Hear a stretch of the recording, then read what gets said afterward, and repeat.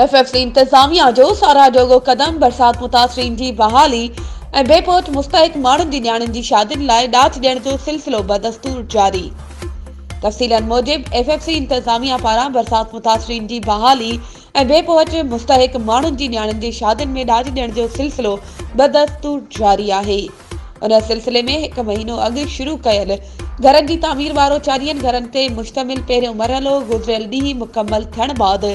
FFC इंतजामिया के brigadier Mohammad Salim Cheema,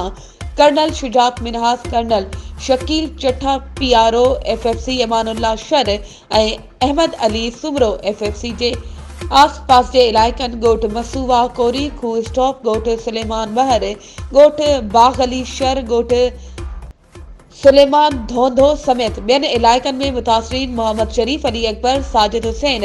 अल्लाह डितो, अली हसन, मोहम्मद सुलेमान, मोहम्मद आसिम, कुर्बान अली, अब्दुल हमीद, अब्दुल शकूर, तालिब हुसैन समेत 40 घरनि के मालिकनि वटि पहुची संदसि चाबियूं हवाले कयूं।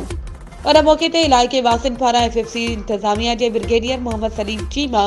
Colonel Shujaat Minhas, colonel Shakeel Chatta PRO Amanullah sir ऐं अहमद अली सुमरो जो शानदार इस्तक़बाल करे मथन गुलन की वर्खा कई।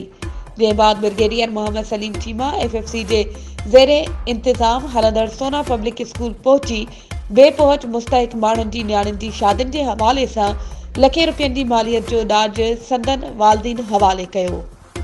वधीक ख़बरों ऐं अपडेट्स के लाइ असांजे चैनल के सब्सक्राइब कयो ऐं हाँ बेल आइकन के प्रेस करण न विसारजो त जीअं असांजी हर नई अचण वारी वीडियो तव्हां ताईं पहुची सघे।